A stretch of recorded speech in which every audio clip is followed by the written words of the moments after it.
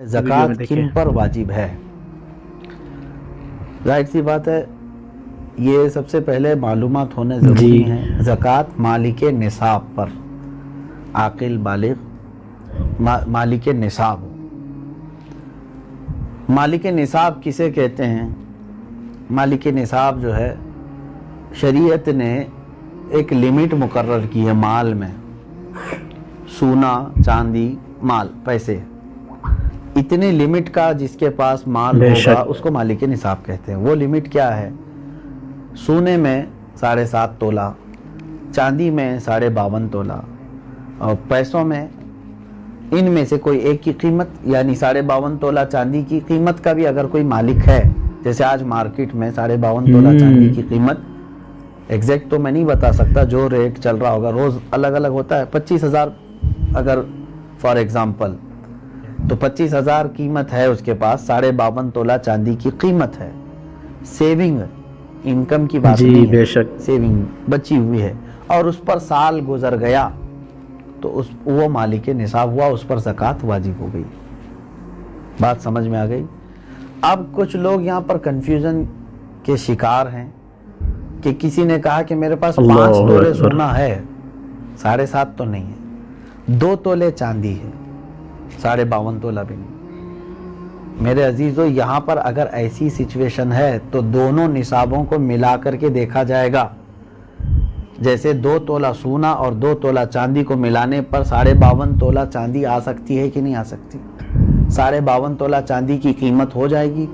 अगर कोई एक भी निसाब पूरा हो गया तो मालिके निसाब है। जरूरी नहीं कि 7.5 तोला सोना होना चाहिए। हाँ, ये कब? जब उसके पास पैसा भी नहीं, चांदी भी नहीं, खाली सोना है, तो देखा जाएगा जब तक 7.5 तोला नहीं होता तब तक वो मालिके निसाब नहीं है। ये शरीयत की छूट है। ओनली सिर्फ सोना है, गोल्ड है, बाकी उसके साथ दूसरा निसाब का कुछ भी नहीं है, यानी माल भी नहीं, पैसा भी नहीं है और चांदी भी नहीं है। तो कब तक मालिके निसाब नहीं होगा ये? जब तक 7.5 तोला ना हो। लेकिन दूसरे भी हैं इसके साथ, यानी चांदी और पैसे, तो फिर तीनों को मिला करके किसी एक निसाब के बराबर हो जाता है तो मालिके निसाब होगा। इसी तरह सोना बिल्कुल नहीं है, पैसा भी नहीं है, लेकिन सिर्फ चांदी है उसके पास। चांदी अगर उसके पास 50 तोले भी है तब भी वो मालिके निसाब नहीं हुआ।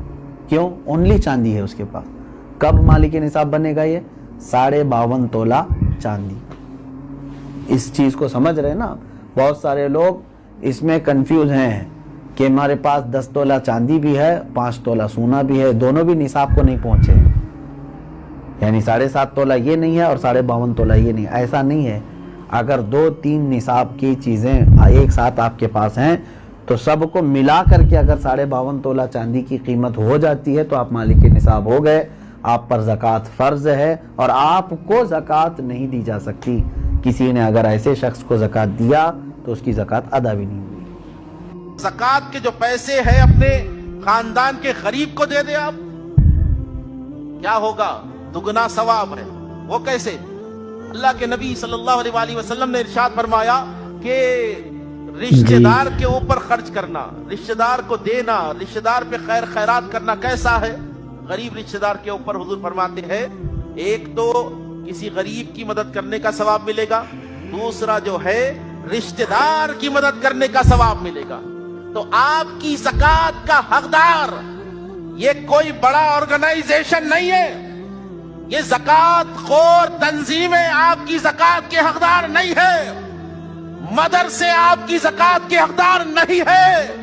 आपकी ज़कात का पहला हकदार आपका गरीब भाई है, आपकी गरीब बहन है, आपका गरीब मामू है, आपके गरीब रिश्तेदार है। अगर ये लोग ही गरीब है तो आप जो है पूरी दुनिया में ज़कात बांट के लोगों को अमीर कर दे, कोई फर्क पड़ने वाला नहीं है। सबसे पहले अपने गरीब रिश्तेदारों को देखो। रमजान करीब है, अपने रिश्तेदारों के पास जाइए, अपने रिश्तेदारों की मदद कीजिए। जरूरी नहीं कि आप ज़कात से उनकी मदद करें, कोई सादात भी हो सकते हैं, सैयद भी हो सकते हैं। आप उनकी मदद जो है नजराने के तौर पर कीजिए। आप नजराने के तौर